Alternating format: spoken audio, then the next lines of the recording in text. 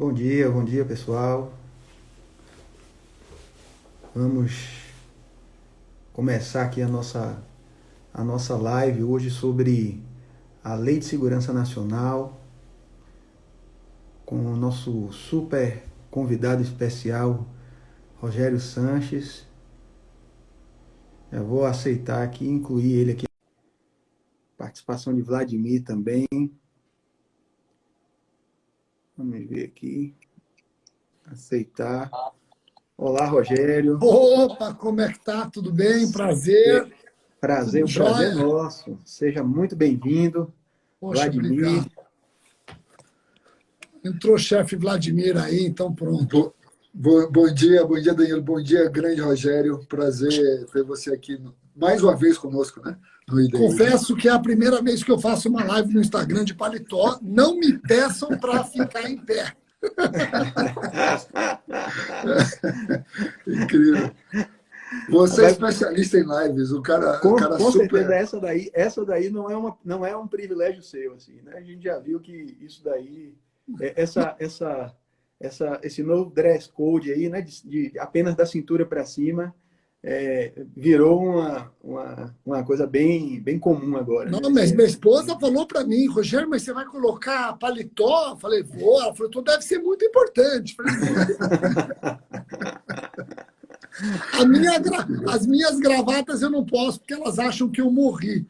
Então, mas o paletó está aqui, vamos lá. Pois é, Rogério, nós estamos aqui, mais uma vez, começando um novo projeto do IDI, é o IDI Diálogos. Nosso objetivo, nossa intenção é trazer para o público discussões inovadoras, trazer debates sobre temas não apenas jurídicos, mas também outros temas correlacionados à área do direito e que trazem algum ar de frescor, um ar de inovação para as pessoas que nos assistem, né, que nos dão o privilégio da sua audiência.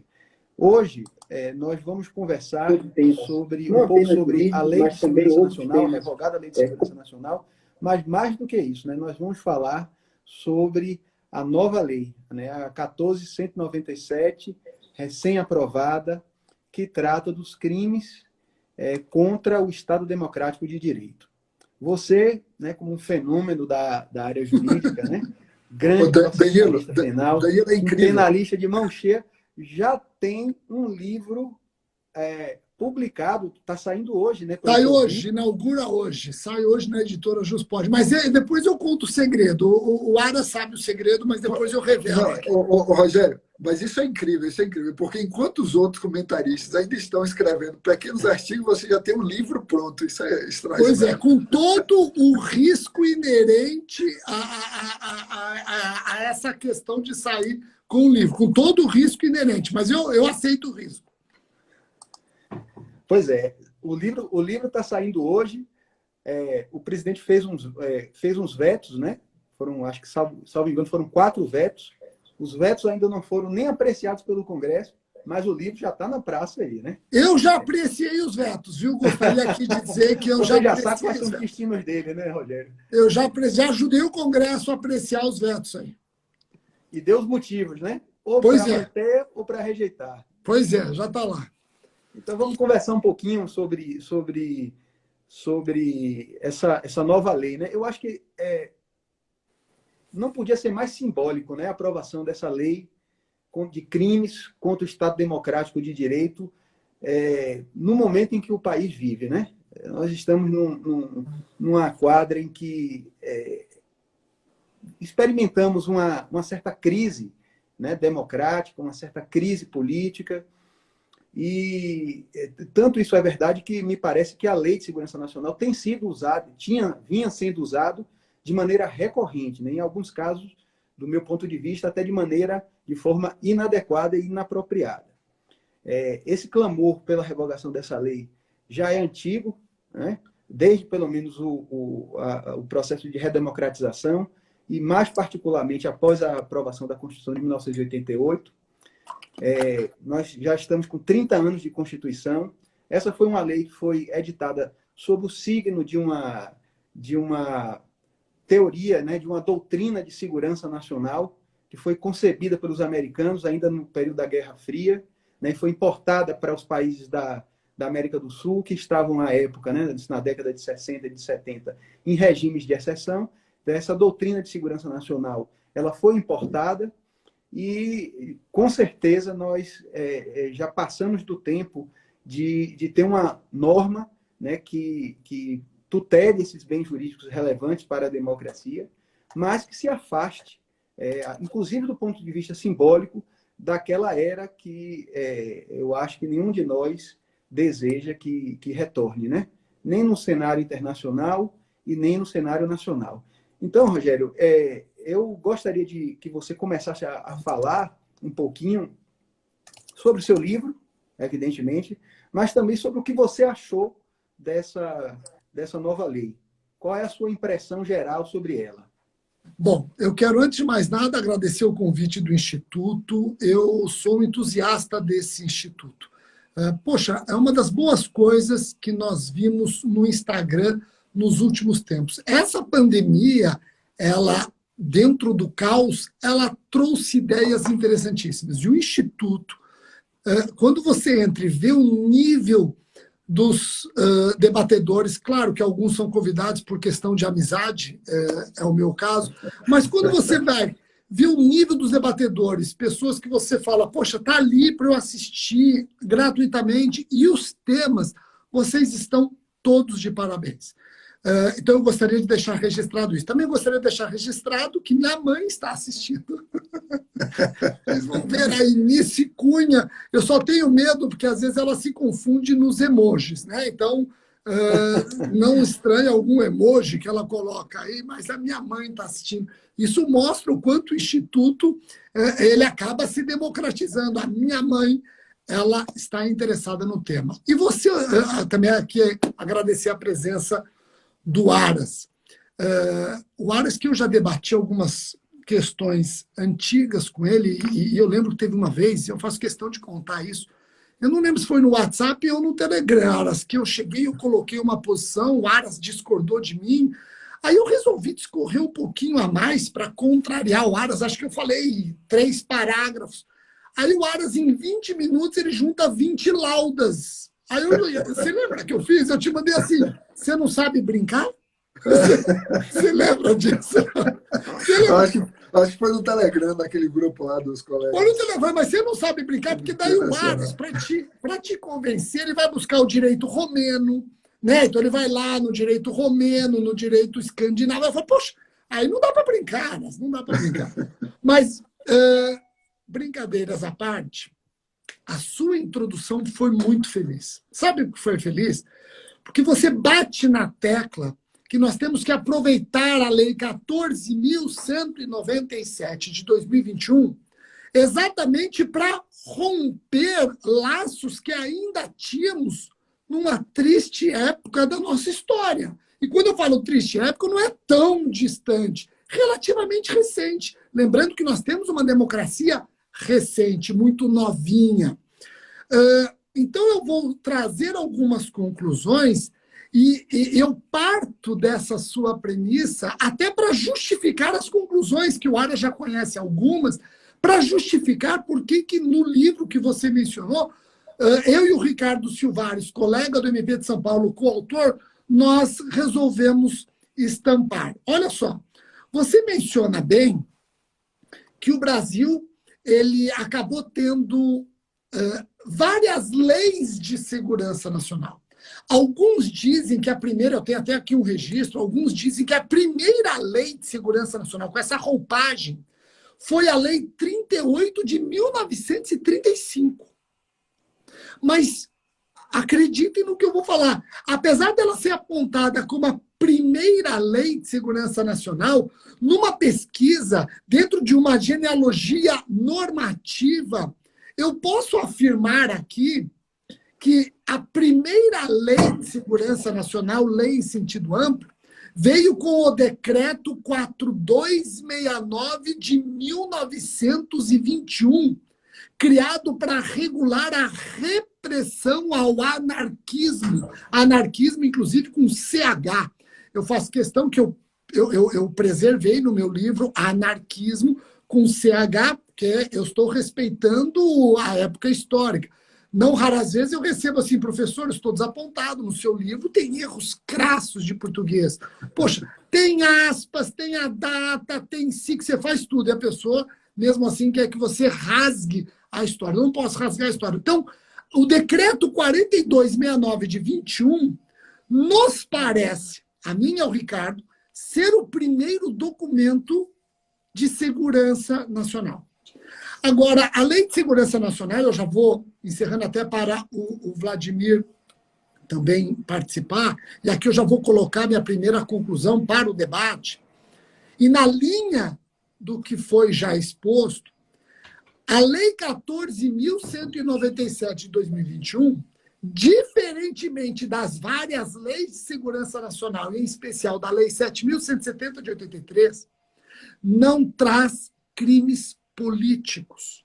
Eu acho que nós não podemos mais defender, na vigência da Lei 14.197, crimes contra o Estado Democrático de Direito, que é o ponto culminante na orografia de um Estado estável, você não pode falar em crime político. Em resumo, o crime político, aqui eu estou sendo bem sintético na explicação. O crime político é aquele crime circundado por benesses. Vocês já repararam isso? No Brasil, por exemplo, o criminoso político não está obrigado ao trabalho carcerário. O criminoso político não é considerado reincidente se a reincidência depender do crime político pretérito. O criminoso político não pode sofrer extradição, mesmo que estrangeiro, no nosso país. Então, nós temos algumas proteções ao criminoso político, porque o criminoso político é aquele agente Robin Hood político, é aquele crime contra o tirano. É um outro cenário agora. Agora nós estamos falando dos crimes contra o Estado Democrático de Direito. A Lei 7.170 de 83, ela é absolutamente revogada pela Lei 14.197. Seria um absurdo falar em crime político contra o Estado Democrático de Direito e rotular o Estado Democrático de Direito como sendo um tirano. Na verdade, não é um tirano, ele é um guardião.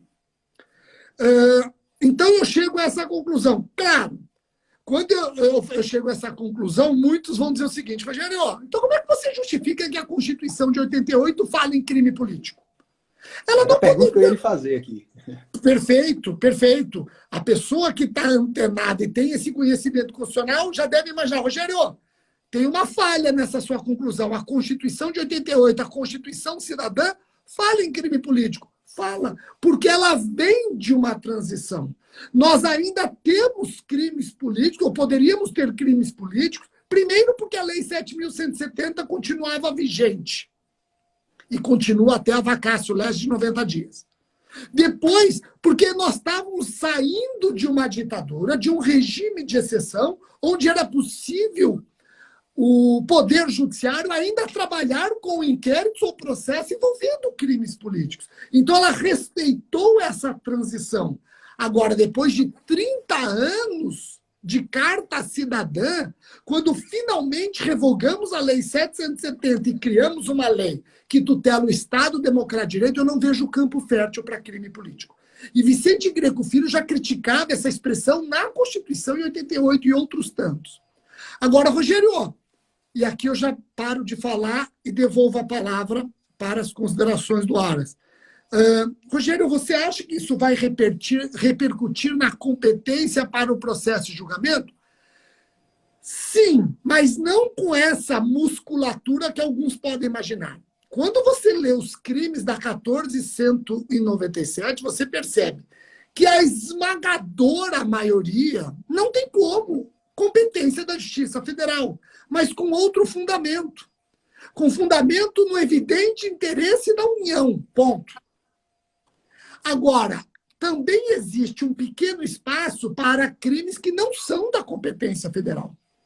Os crimes dentro do capítulo dos crimes contra o processo eleitoral. Eu já sei que o Luiz Carlos Santos discorda de mim, debate com ele, mas eu acho que esses crimes vão ser de competência da Justiça Eleitoral. E aquele crime que foi vetado, 359, letra S de sapo, foi vetado, mas eu acho que esse veto cai, que é o crime de você obstruir manifestação pacífica, etc. Esse crime não me parece um crime da competência da Justiça Federal, necessariamente. Não me parece um crime da competência federal necessariamente. Então, eu acho que aqui é mais um caso em que o fato de não ser crime político teremos uma repercussão na competência, mas esmagadoramente os crimes serão de competência da Justiça Federal, porém com outro fundamento, interesse da União, e não por serem crimes políticos. Com você, Vlad. Opa, então, excelente, Rogério. Eu acho assim, partindo da questão inicialmente posta por Danilo, a questão histórica eu acho realmente muito importante que a gente reforce, especialmente nesse momento em que nós estamos, né? Um momento de conturbação política, de instabilidade, um momento em que as instituições estão aí tentando se entender, e um momento em que nós vemos uma série de manifestações que podem ser aqui e ali, que podem ser tidas, enquadradas ainda nessa lei que nós temos em vigor, que é uma lei que, como você bem disse já, Rogério, uma lei que retrata, e Danilo também colocou isso, retrata um período histórico que foi marcado por maus momentos, né?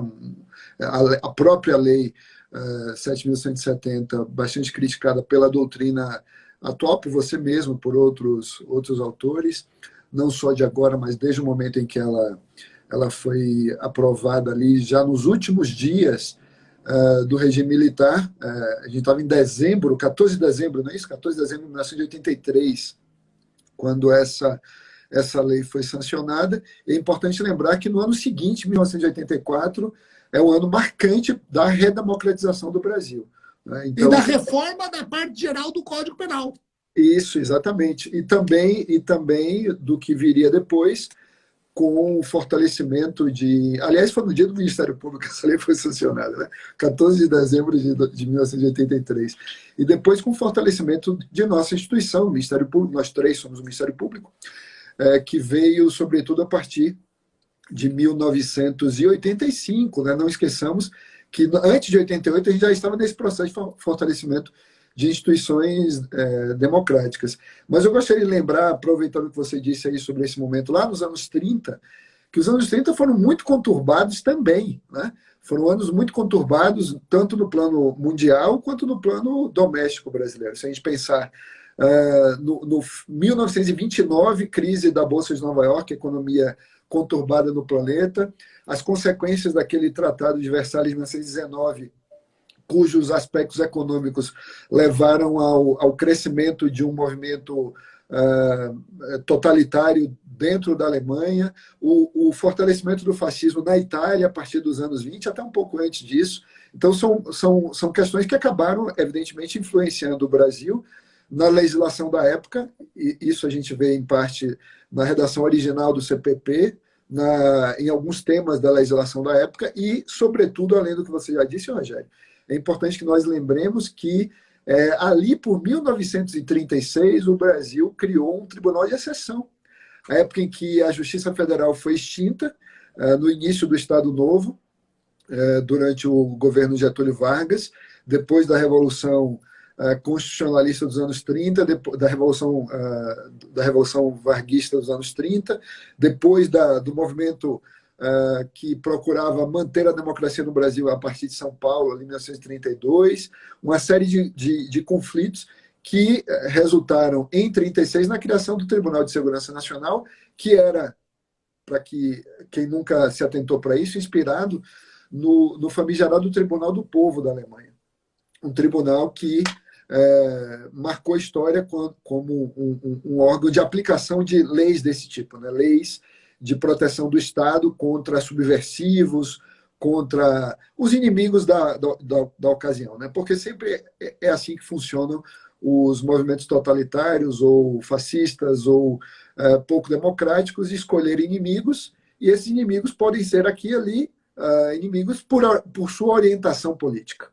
E esse é o ponto fundamental aqui, eu acho, nós pensarmos que esse tipo de legislação é uma legislação que se coloca no contexto das divergências políticas. Então, se alguém pretende eliminar os seus adversários, não pelo voto, mas sim pela articulação de medidas puramente punitivas e muitas vezes desarrazoadas, isso pode levar ao recrudescimento ou fortalecimento de perspectivas antidemocráticas como essas que nós vimos quando funcionava esse Tribunal de Segurança Nacional e que foram, ao longo da história, reproduzidas nessas várias manifestações da legislação de segurança nacional, inspirada ou no modelo norte-americano de segurança nacional, ou inspirados aqui e ali também nesses movimentos totalitários de extração europeia.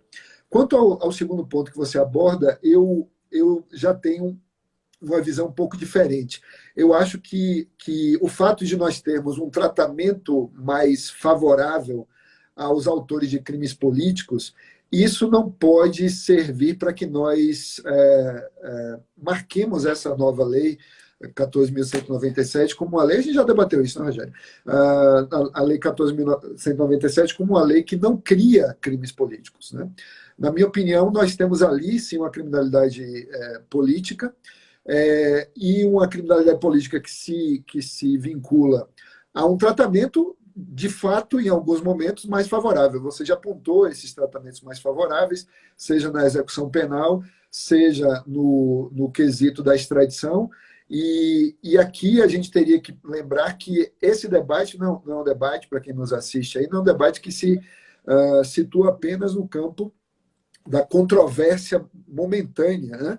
Que vai se resolver com a doutrina, com o livro de Rogério, com os outros autores que escreverão sobre esse assunto, e com, evidentemente, um posicionamento do Supremo Tribunal Federal sobre a natureza desses crimes. Mas é importante lembrar que esse debate já está colocado antes, quando, por exemplo, embora correntes minoritárias pensando assim, se procura determinar se os crimes eleitorais seriam crimes políticos também, ou comporiam um grande conjunto de criminalidade política. E aí a gente poderia distinguir também esse tema, identificar esse tema, esse debate, quando se tem em mira o terrorismo. O terrorismo, porque em certo momento, e isso é importante, até para a sua posição, Rogério, em certo momento o posicionamento quanto ao terrorismo era de que se tratava de criminalidade política. E muitas vezes a motivação do terrorismo pode ser política. Acho que o debate que a gente teve lá no grupo acho que foi em torno do crime de terrorismo.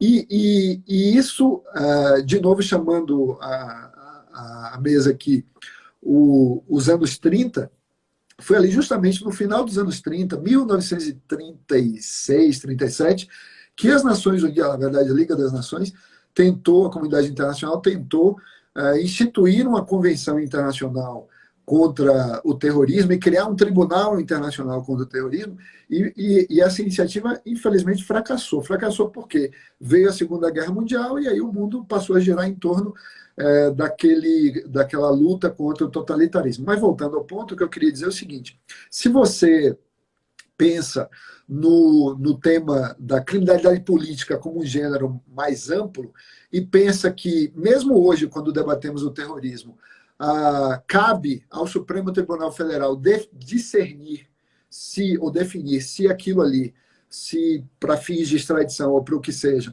se trata de criminalidade política em sentido estrito ou em sentido lato, a gente poderia partir de uma mesma lógica para o enfrentamento da questão da natureza jurídica desses novos crimes. Eu concordo com você quanto, por exemplo, ao crime do artigo 359-N, né? Não é o N que trata de matéria eleitoral, isso. É o NOP, sendo que o O e o P foram vetados. Pronto, N. O que eu queria mencionar o 359N, que trata especificamente da interrupção do processo eleitoral. Então, ali, eu não vejo como nós não identificarmos um crime eleitoral ali, fugindo desse âmbito mais estrito da criminalidade política, cuja punição mais branda eu acho que está ligado ao fato exatamente de que se trata de criminalidade relacionada às ideias. E toda criminalidade ligada às Minto, ideias... viu? Olha, só uma coisa. O N, o O foi vetado, o P não foi vetado. Eu confundi. Eu falei diferente? Você falou acho que o P isso, foi vetado. Foi o quê? Então, desculpa. O O foi vetado, o P não. Eu falei diferente. O que foi vetado? O quê? Mas aí nem... Não, o que também. Então tem N-O-P-Q. Verdade. Então, o N não foi vetado, o O foi vetado, o P não foi vetado, o Q foi vetado, mas o Q trata da ação penal subsidiária. É isso aí, Danilo, desculpa. Então, estava falando do N, do N, que é o da interrupção do processo Interrupção eleitoral. do processo eleitoral. Então, assim, para mim, já devolvendo a palavra aqui a Danilo, para também fazer os comentários dele ou passar para um outro tópico, eu acho que a razão pela qual a criminalidade política recebe esse tratamento mais favorável é exatamente porque, muitas vezes, ela estará ligada a concepções de mundo diferentes, né? Que podem ser chamados subversivos, anarquistas, como você mencionou há pouco, são os comunistas, são os extremistas de direita, qualquer tipo de concepção política. E aí, isso por si só não retiraria a natureza jurídica desse tipo de delinquência, e no final das contas dá no mesmo. Você já concluiu, e eu concordo com essa conclusão, se nós tivermos em conta a sua premissa de que essa criminalidade não é política, ok? Nós passaríamos a tentar identificar esses bens jurídicos que são violados por esses crimes. Isso nos levaria à conclusão, como você já concluiu, e eu me vejo de forma absolutamente correta, que esses crimes ainda assim seriam de competência federal, né? Salvo esse, na minha opinião, o 359N. O problema aí está, Rogério, eu gostaria de ouvir isso antes de devolver a palavra a Danilo, sobre como você vê esta aplicação do artigo 102, eu não vou lembrar nem o inciso nem a linha, acho que é o inciso 2º, né? O artigo 102, inciso 2º. Competência recursal do Supremo. Isso, exatamente, sobre a competência recursal do Supremo em crimes políticos, porque a gente teve um caso lá na Bahia, o caso daquela motim da PM de... Que ano foi, Danilo, aquilo lá? Mas aquilo deve ter sido 2013. 2012, 2013. Uma grande greve da PM que houve na Bahia, Rogério, em que eu era o coordenador criminal na época, e nós utilizamos, uma das poucas vezes que eu invoquei a Lei de Segurança Nacional, foi nesse, porque não é greve, né? Não é direito de greve, é motim ou algo parecido com isso, a Lei de Segurança Nacional.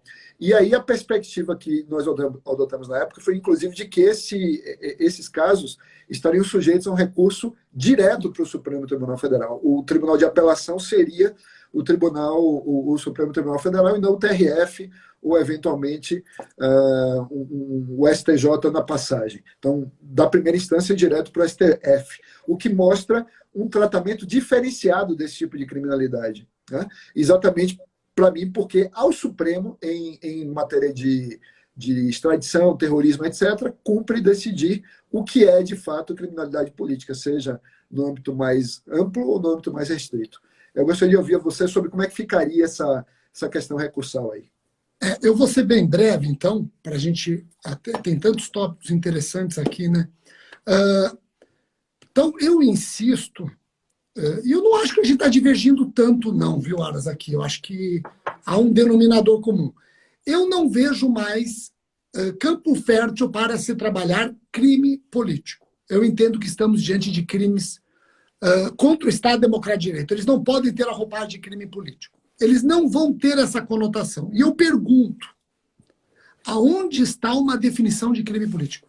Ela não existe.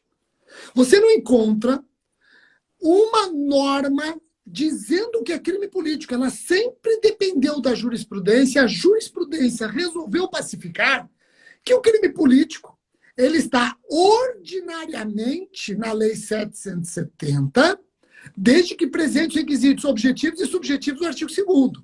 É assim que nós encontramos na jurisprudência, é assim que nós encontramos na doutrina.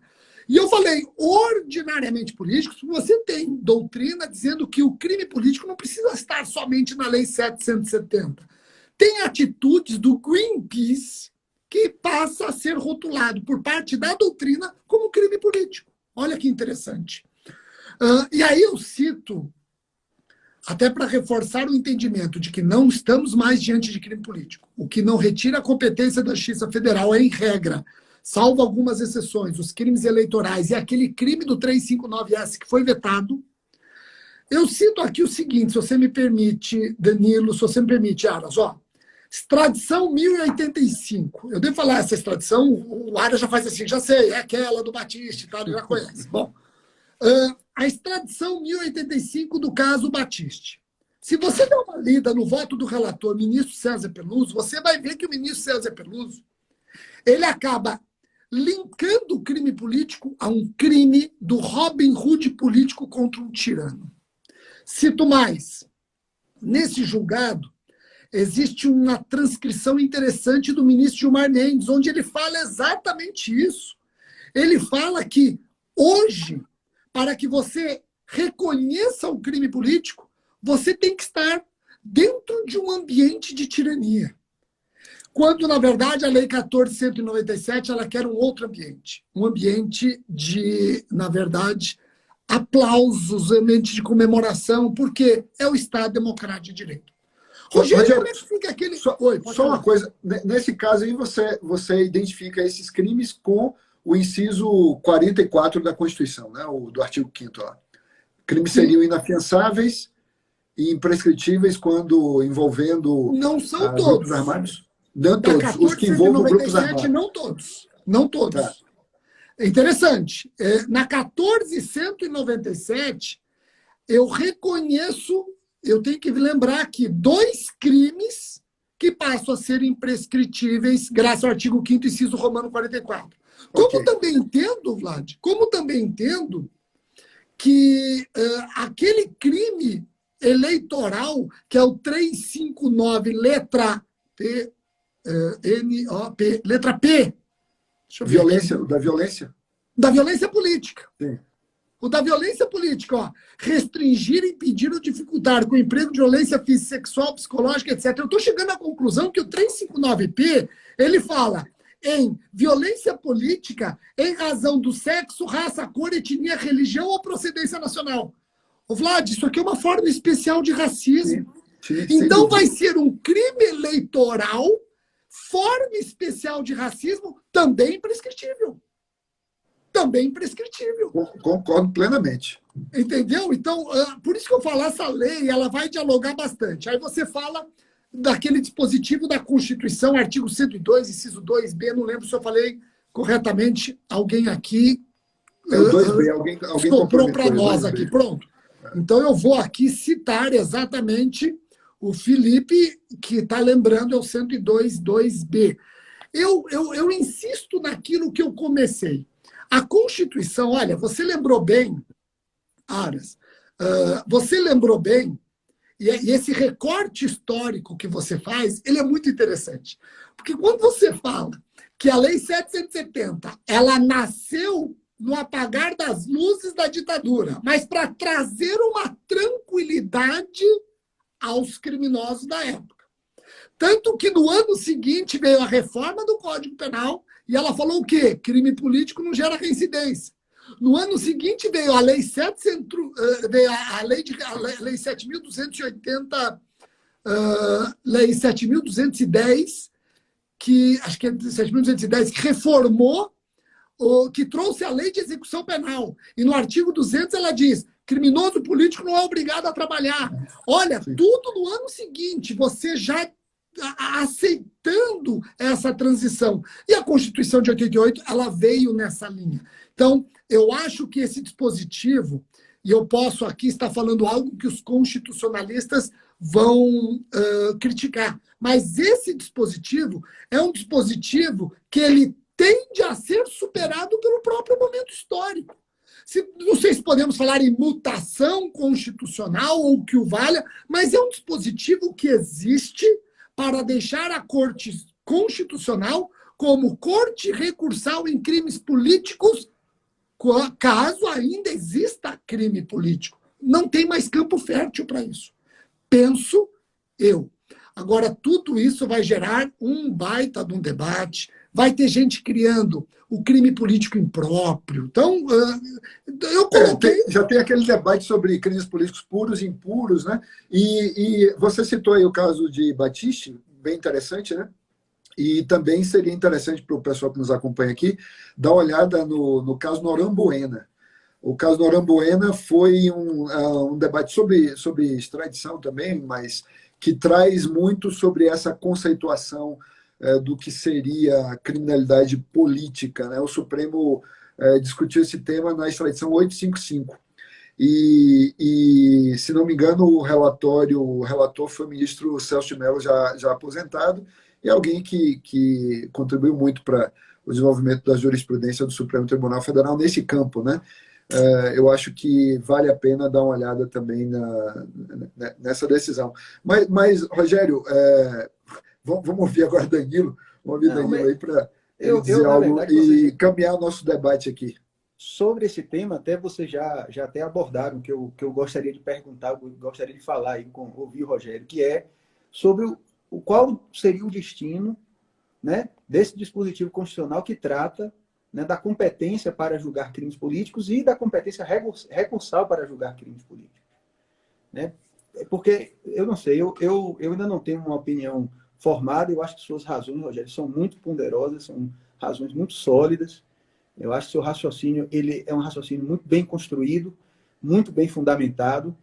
Mas eu fico me perguntando, por exemplo, se o objetivo, se a intenção do Constituinte era, né, uma norma de transição, por que isso ficou lá naquele capítulo lá referente à competência da Justiça Federal e depois referente à competência do Supremo Tribunal Federal? Por que isso não entrou lá no capítulo das disposições constitucionais transitórias, que eram o locus adequado para essas normas que, com o tempo, tenderiam a caducar, né, a perder sentido, tem um perder grande vigência, problema. sem uma revogação expressa. Né? Tem um grande problema, né, Danilo? A lei 7.170, ela tinha 5 anos. Então, quando você pensa, eu não acho que o capítulo lá nas disposições constitucionais transitórias seria o melhor capítulo, porque quando eu falo em transitório, eu estou falando num transitório não programado. Então, eu não estou dizendo que eles programaram essa transitoriedade. O que eu acho é que a Lei 770 ela estava vigente, estava hidratada. Agora, quando nasce a Constituição, logo nós encaramos essa lei como um cachorro sarnento, convenhamos. Eu mesmo, no estado de São Paulo, como promotor de justiça, tive reuniões, até com o Luiz Carlos Santos, o Pedro, fizemos reuniões envolvendo fatos na minha comarca que poderiam redundar na 770, e os seus colegas mesmo do MP falavam, Rogério, a gente quer evitar trabalhar com essa lei. A gente quer evitar trabalhar com essa lei. Então, é uma lei meio cachorro sarnento, sabe? Aquela lei que existe, nós temos que pensar nela, mas, se possível, vamos substituí-la. E, ao substituí-la, eu acho que nós criamos um outro clima. Vamos pensar o seguinte, só um exemplo. Uma pessoa amanhã resolve derrubar o governo. Ou então, uma pessoa resolve criar uma animosidade entre as Forças Armadas e outros poderes. Para criar o clima. E aqui vai o detalhe, viu, Danilo Vlad? Ó, tem muita gente assistindo e que estuda para concurso, então vou dar um pitaco aqui. Eu não perco esse meu vício de dar pitaco em concurso. E prova do MPF, nós sabemos que as perguntas são muito fáceis, né? Então eles não procuram complicar a vida do candidato. Então, olha só, Vlad, olha só. Se preparem para uma classificação que vai despencar, os chamados delitos de clima. Delitos de clima. Esse de você causar animosidade entre as Forças Armadas e outros poderes é o chamado delito de clima. Atenção, não tem nada a ver com mudanças climáticas nem com crimes ambientais. Bom, vai ter gente na fase oral que diz, eu não posso responder, não me recordo. E vai nessa linha. E vai nessa linha, você pode ter certeza. Sabe aquele que não desiste nunca?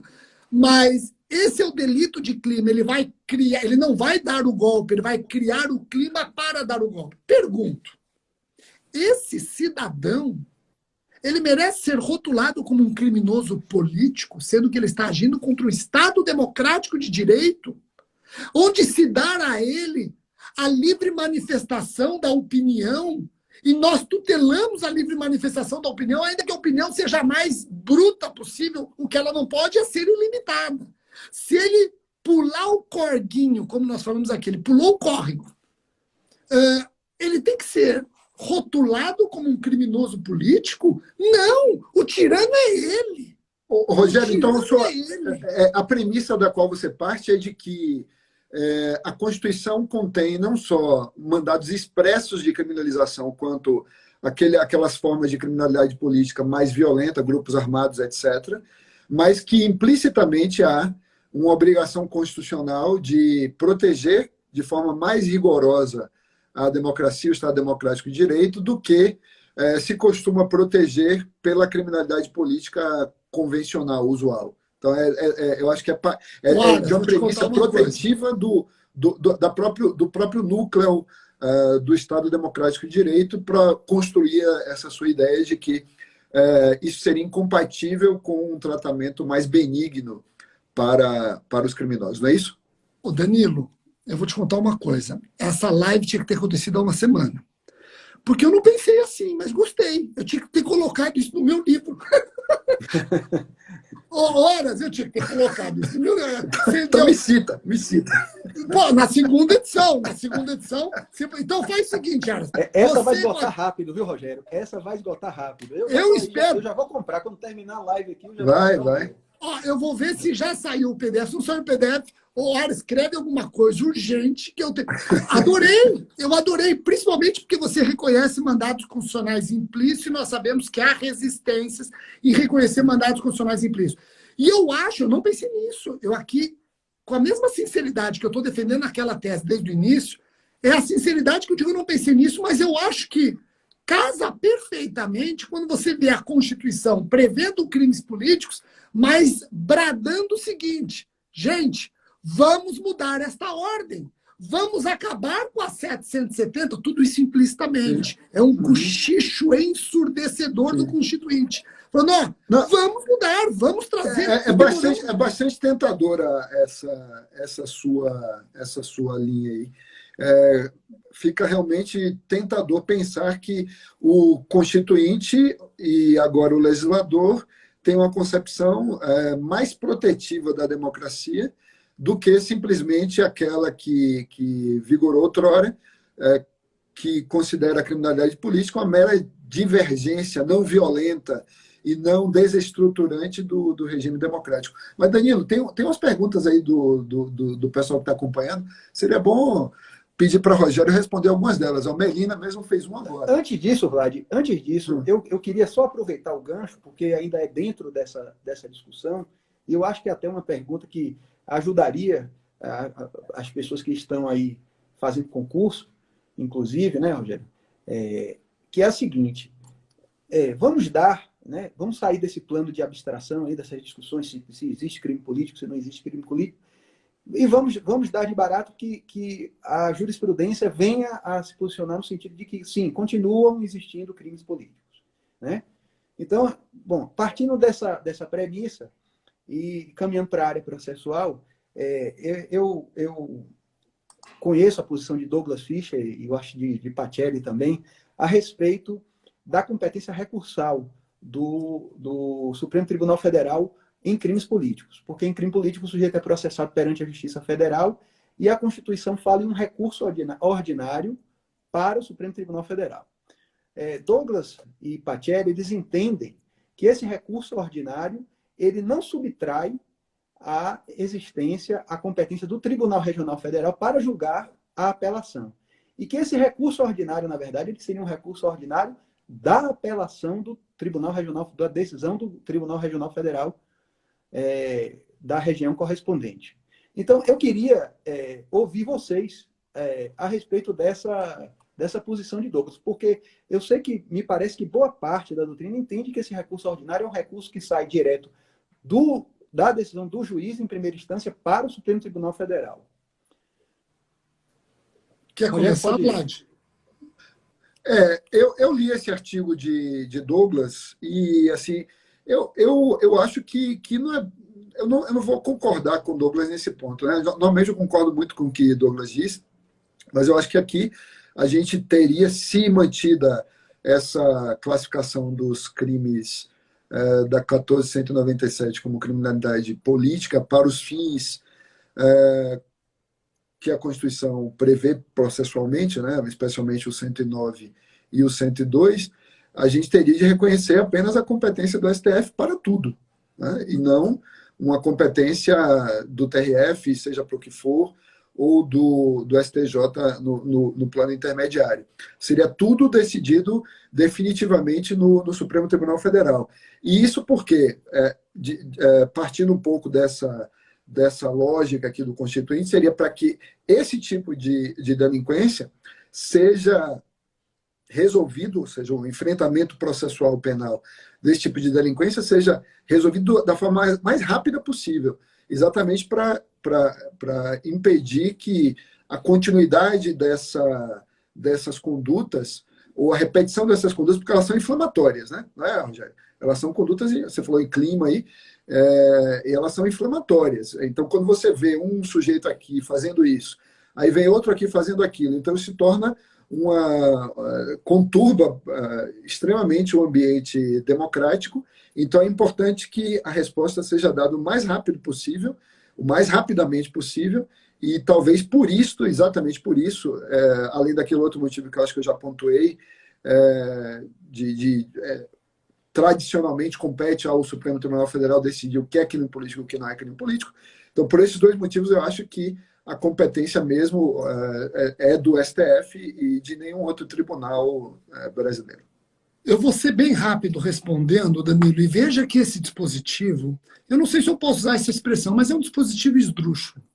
E se é um dispositivo esdrúxulo, eu não posso admitir que esse dispositivo sirva para afirmar que os crimes da Lei 14.197 são políticos. Eu estou usando um dispositivo podre, mal colocado, mal utilizado, e que nem o Supremo, ao que tudo indica, vai querer esta missão. Se pelo menos mantivermos um Supremo restringindo a sua atuação não constitucional, eu acho que nem o Supremo vai querer essa missão. Então, olha que interessante, é um dispositivo esdrúxulo. E ele não tem sentido porque ele não casa nem com outros dispositivos da nossa Bíblia política. Te dou um exemplo. Te dou um exemplo em que eu não encontrei solução até hoje. De repente, o Danilo e o Aras me ajudam. Vamos imaginar que nós temos um conflito positivo ou negativo, envolvendo se é crime político ou se não é crime político. Quem resolve esse conflito? É o STJ? Olha que interessante. Quem resolve esse conflito? É o STJ? Chegaremos no STF direto e ele, nesse caso, vai dirimir conflito de jurisdição? Então, travou o Aras, eu não sei se o Aras ouviu essa provocação, mas é interessante isso. Eu ouvi. Dois juízes conflitando positivo ou negativamente, tendo como caldo um crime político. Quem vai julgar este conflito? É o STF ou o STJ? Será que o STJ... Porque se o STJ julgar o conflito, Aras, quem vai decidir se é político ou não é o STJ. Para mim, nesse caso, seria o próprio STF que julgaria. Cai naquela mesma situação, Rogério, em que nós não temos. Por isso que eu te falo, é um dispositivo esdrúxulo. É esdrúxulo. Ele vai viver de interpretações por conta de lacunas e falta de definição. Ninguém definiu o crime político. Partindo da sua premissa de que não são crimes políticos, eu concordaria. Mas se a gente pensar que eles são crimes políticos, de fato, a concepção dessa criminalidade política ligada à opinião. E aí a gente teria que fazer essa marcação que você faz, da violência, dos atos violentos que desbordam da criminalidade política. Aliás, é a partir desse mesmo destaque que se passou a deixar de considerar o terrorismo criminalidade política, exatamente pelos aspectos violentos. Você pode considerar terrorismo como um crime político complexo, quando a motivação é política, né? Mas ele não é essencialmente um crime político por causa da violência, por causa dos bens jurídicos alcançados pelas condutas terroristas, como a gente viu, por exemplo, no 11 de setembro, o atentado de Atocha. Mas voltando ao ponto, se a gente partir da ideia de que é crime político, e eu sei que você não concorda com isso, o dispositivo, ao meu sentir, ele faria sentido exatamente para que houvesse uma solução o mais rapidamente possível para essas concepções inflamatórias que podem se tornar incontroláveis e que geram necessidade em situação de motim, em situação de insurreições. A gente viu isso durante a era colonial brasileira, durante o Império, a revolta dos malês, por exemplo, a revolta escrava de pessoas escravizadas, muito marcante da história do Brasil. O foco é pegar os cabeças, né? Pegar os cabeças dessas insurreições, pegar os cabeças desses movimentos revoltosos, pegar os cabeças e não atingir todo mundo. Se você pega o cabeça e resolve rapidamente a questão penal dele, num duplo grau, e aí um duplo grau bem restrito, né? Acho que atende, inclusive, aquela perspectiva de uma condenação criminal após o duplo grau e nada mais. Nós teríamos aí uma solução que me parece compatível com esse cenário, se criminalidade política for. Né? Olha só, Danilo, só fazer uma provocação aqui. Desculpa, Danilo, eu sei que eu estou sendo impertinente. Mas olha só, vamos imaginar um caso hipotético, para eu bater na tecla que o crime não é político. Vamos imaginar um caso hipotético, Aras. Caso hipotético, hein? Vamos imaginar que temos um presidente, caso hipotético, por favor. Então eu vou até falar, temos uma presidenta, para não ter qualquer referência ao que estamos vivendo. E o grupo político dessa presidenta resolve dar um golpe, no sentido de realmente fechar instituições democráticas. E governam o país assim. E eu me insurjo. Eu, com violência, me insurjo. Eu, com violência, vou e critico, jogo pedras no Congresso, etc., com violência, ou no Palácio do Planalto. Eu vou poder responder pelos crimes da Lei 14.197? O bem jurídico que ela tutela acabou. Eu não tenho mais um Estado democrático de direito. Ninguém vai poder aplicar a Lei 14.197 contra mim. Porque quando eu estou não estou agindo contra o Estado democrático de direito, mas querendo exumá-lo. Aí sim, o meu crime é político. Aí sim, eu estou praticando um crime político. Esse é um ótimo ponto. Esse é um ótimo ponto. Danilo, tem uma pergunta aí que é sobre a vigência da lei. Eu acho importante ouvir o Rogério também sobre isso. Fica à vontade. Alguém perguntou aqui, eu não vi, sumiu aqui da minha tela, mas alguém perguntou, Rogério, sobre a data da vigência da lei. Ela tem 90 dias de vacácio. Eu confesso que eu precisaria ver, nós fizemos a conta, eu estou sem a conta aqui, mas ela vai estar vigente somente em dezembro. Somente em dezembro. E aí tem uma outra questão interessante, porque nós já sabemos que alguns vetos vão ser derrubados. Agora, quando vão ser derrubados, eu não sei. E aí tem uma outra discussão. Esta lei ela estará vigente a partir de dezembro de 2021. Salvo engano, as contas que eu fiz, salvo engano, dia 1 ou 2 de dezembro, eu não lembro. Comecinho de dezembro. Eu fiz a conta, Rogério. Eu gosto sempre de fazer essas contas, porque desde a entrada em vigor do Código Civil, a gente nota, e aí seus alunos que nos estamos acompanhando aqui, o pessoal que é concurseiro, é importante observar isso, existe muito erro sobre contagem de vacatio legis, porque as pessoas tendem a contar o prazo da vigência da lei como se fosse o prazo do artigo 10 do Código Penal, como se fosse prazo penal, ou como se fosse prazo processual. E não é nenhum nem outro. Nenhum nem outro. O que Rogério já diz agora já mostra isso. O prazo é um prazo que está previsto na lei especial, a Lei Complementar 95 de 1998, e no qual, preste atenção, se inclui o dia do começo e o dia do vencimento, ou seja, inclui o dia da publicação da lei. A publicação da lei foi dia 2? Ela é do dia 1º de setembro, Vlad. 1º de setembro. Então, 1º de setembro? Não, publicação. Ah, tá. Publicação. Publicação no diário, do dia 2. Ah, é do dia 2. Aqui, dia 2. Foi publicado no diário do dia 2 de setembro, a publicação. Então, inclui o dia da publicação. E essa vacácio que Rogério mencionou de 90 dias, você conta os 90 dias e a lei entra em vigor no dia seguinte à completude dos 90 dias.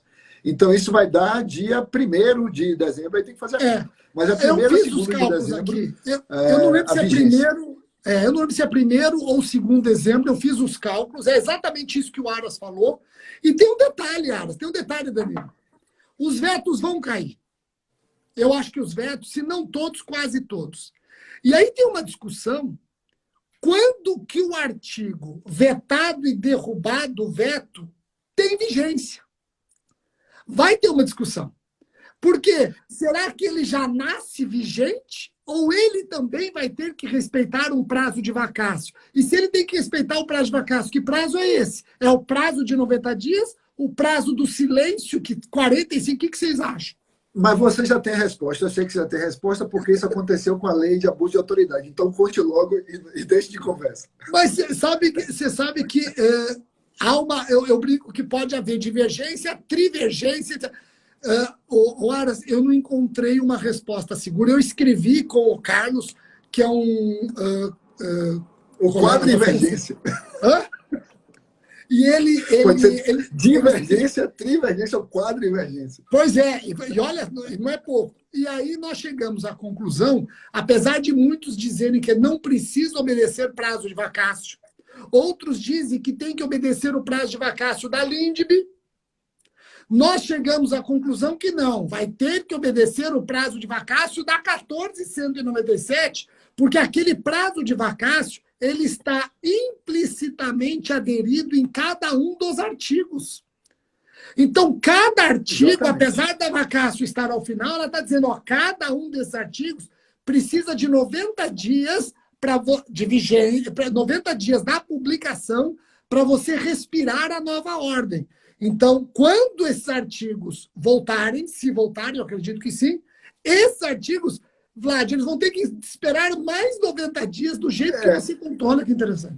Eu concordo contigo e digo também por quê. Porque essa própria lei, a Lei Complementar 95 de 98, ela diz o seguinte, que as leis que têm alguma relevância, elas devem ter um prazo razoável de vacância. Por quê? Porque as pessoas precisam conhecer as implicações. Dá tempo para Rogério escrever o livro e as pessoas conhecerem as implicações da aplicação dessa nova lei. Então, Rogério, em matéria penal, especialmente...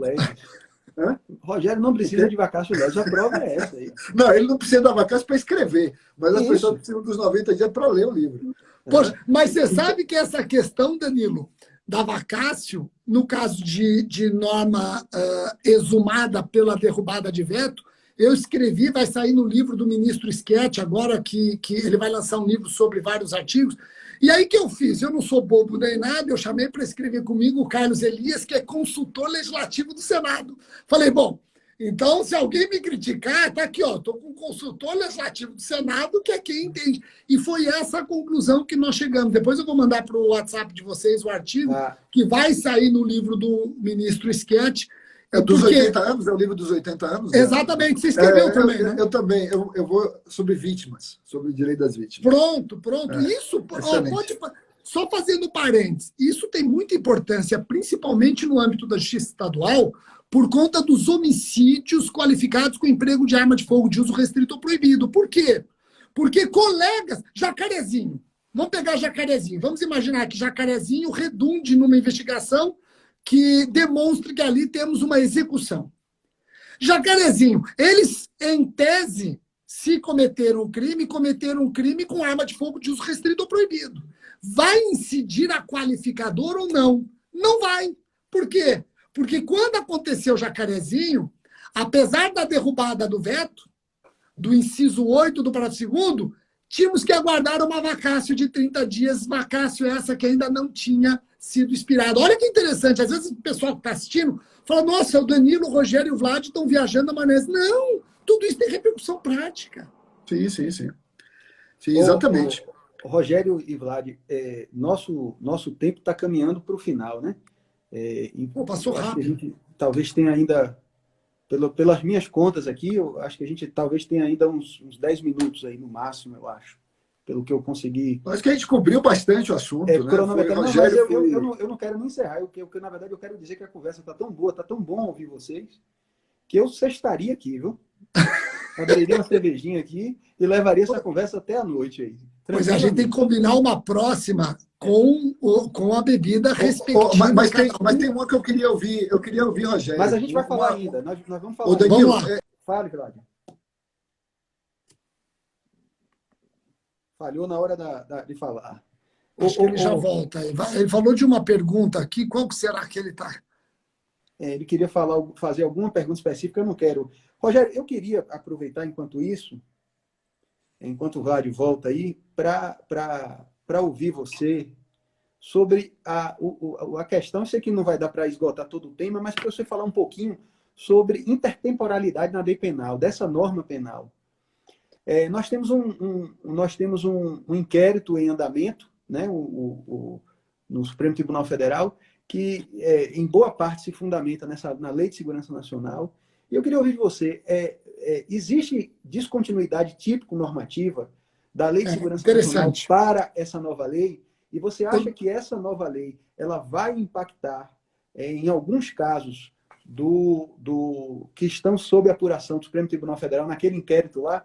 Eu não vou me recordar o número, 41, 87, alguma coisa assim. Eu nem sei o número desse inquérito, porque, para mim, esse inquérito ele não tem muito sentido. Aliás, está arquivado esse inquérito. A doutora Raquel Dodge, salvo engano, já arquivou. Arquivou. Então, eu sempre parto do pressuposto que ele já está arquivado, né? Então, eu não... Bom, mas independentemente disso, a sua pergunta é muito interessante e nós dedicamos no livro um capítulo, depois de comentar cada um dos crimes, nós dedicamos um tópico sobre o direito intertemporal. Para saber se houve abolício criminis, então eu vou repetir aqui, aproveitar que o Aras entrou, a questão da lei penal no tempo e a lei 14.197. No livro, o que nós fizemos? Todos os tipos, depois de analisados, todos os tipos têm um tópico. Lei penal no tempo, onde nós analisamos abolício criminis ou não, lex gravior ou não, lex missior ou não, e a continuidade normativa típica. Quase todos alcançados pela continuidade normativa. Quase todos. Ainda que em parte. Se você vê alguns abolindo em parte, mantendo a continuidade em outra. Então, é um assunto bem interessante. Rogério, deixa eu perguntar uma coisa sobre isso. A continuidade, nesse caso, você compôs com a própria 14.197 e com dispositivos já existentes no Código Penal, correto? Não, olha só. Aí o assunto o que nós tivemos que fazer, Vlad? Nós tivemos que analisar a continuidade normativa típica da 770 e a 14.197. Sim. Aí, quando não houvesse correspondência, eu não defendia desde logo a abolício crimes, porque poderia prevalecer a norma geral do Código Penal. Tá? Então, eu vou te dar um exemplo. Atentar contra a vida do presidente. Isso não está na 14.197. Eu não vou falar que houve abolício crimes, porque a norma geral, ela existe ao 121. Então, olha que difícil é essa análise. E a análise fica mais difícil ainda quando você tem que comparar a 770 com a 14.197 e a 14.197 com o Código Penal Militar. Aí que a coisa pegou. Porque já tinha uma corrente dizendo que alguns crimes militares já tinham sido revogados pela Lei 770. Outros diziam que não. Então eu tive que falar, para aqueles que entendiam que já tinha sido revogado, a questão fica mais fácil. Para aqueles que entendiam que o crime militar, por exemplo, de sabotagem, não tinha sido revogado, e lembrando que espionagem, se eu não me engano, admite até pena de morte, sim, em tempo de guerra. Se esse crime não tinha sido revogado pela 770, então eu vou ter que fazer uma análise da 14.197 também com o Código Penal Militar. E lembrando o que você falou, Vlad, com a lei antiterrorismo. Rogério, além disso, acho que um complicador, e você deve ter abordado isso no livro, Aliás, seria bom você dizer de novo o nome do livro, porque alguém perguntou aqui agora há pouco, né? Vamos dizer o Olha, nome do livro de novo. Vlad, você não tem um livro aí, você não tem um É, exemplar aí com você para mostrar para a gente aí, não? Não saiu, sai hoje. Ele saiu Ah, hoje na internet, mas eu vou mandar para vocês. Eu vou mandar para vocês. Vai ser pela editora Juspódio. Eu vou fazer um escândalo nas redes sociais, como eu sempre faço. Fiquem tranquilos, eu vou colocar a capa tá. lá. Vai sair hoje na editora Juspódio a pré-venda desse livro. E quando ela sai, ela Excelente. sai. Então vai sair ainda. Mas qual é o tema que você falou, Vlad? Que Rapaz, eu acabei me esquecendo. Eu fui falar de uma coisa mais importante, que era o livro, eu acabei me esquecendo o que eu ia não comentar. sobre Mas você a estava lei dizendo sobre a. 770. Você estava falando sobre a continuidade, sobre a aplicação do Código Penal como regra geral, ok. Perfeito, perfeito. Eu concordo plenamente com o que você dizia. Se eu me lembrar o que eu ia perguntar, Então, só deixa eu falar uma coisa. volto. Olha que interessante. A violência política contra a mulher, que nasceu com a Lei 14.192, faz um mês que nasceu a violência, um mês e meio, nasceu a violência política contra a mulher, criando o artigo 326, a letra B do Código Eleitoral. Esse dispositivo revogou. Acabou. Lembrei o que ia falar. É sobre a competência da Justiça Militar.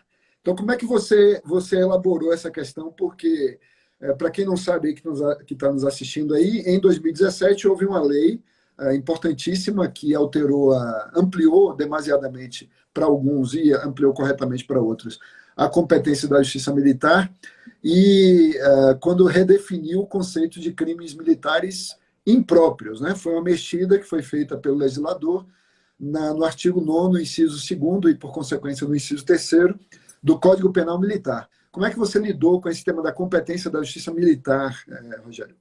Olha, é difícil você imaginar esses crimes praticados por militares, quando praticados por militares, que esses militares não estejam em atividade. Lembrando, e você lembrou bem, o artigo 9º, inciso 2, ele não fala do militar em serviço, ele fala do militar em atividade, é um termo mais amplo. Sim. Então, na linha da Lei 14.497, se eu não errei o número da lei, 13.497, se eu não errei o número da lei, é 13.497 de 2017.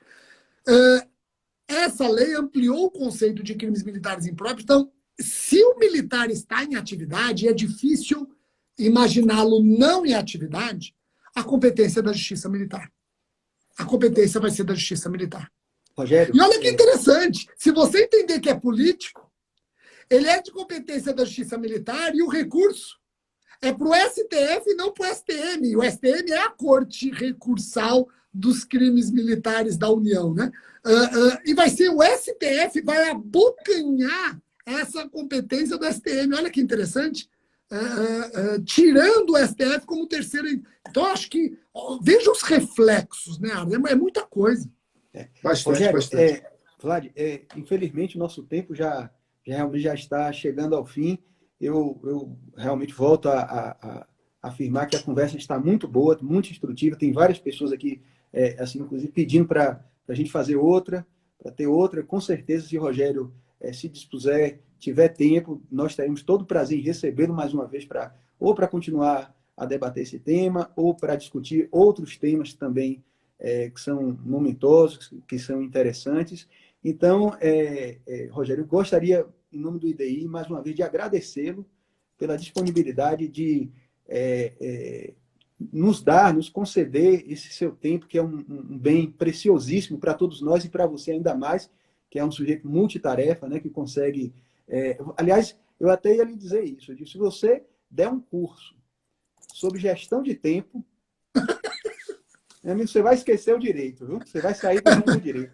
Eu não contei que eu tenho... Vladimir para dar esse curso com você, acabou. Pois é. Fecha tudo, viu? É isso não que eu vai ia te sobrar falar, nada. né? Então, os Rogério, WhatsApp do Vladimir a gente recorta e cola. Muito obrigado. Valeu, Rogério. Obrigado aí mais uma vez a você, viu? Obrigado mais uma vez. Aí, como a produção legislativa brasileira está assim... não vai faltar hora, oportunidade. Não vai faltar oportunidade da gente conversar. E você sempre na frente. Um abraço. Conta comigo sempre. Obrigado abraço, e parabéns para vocês outra vez. Um abraço ao pessoal que nos acompanhou obrigado, aí. Marcelo, Mari, Guilherme, Simão, Bartira, um monte de gente amigos aí, queridos colegas e pessoas que nos acompanham também no IDI. Tá? Um abraço a todos e a Muito obrigado todas. à audiência, muito obrigado a todos. Uma boa sexta e um bom feriado para todos. Um bom fim de semana. Protejam-se, um abraço. E pela democracia esse debate aqui de hoje. Um abraço. Com certeza. Tchau.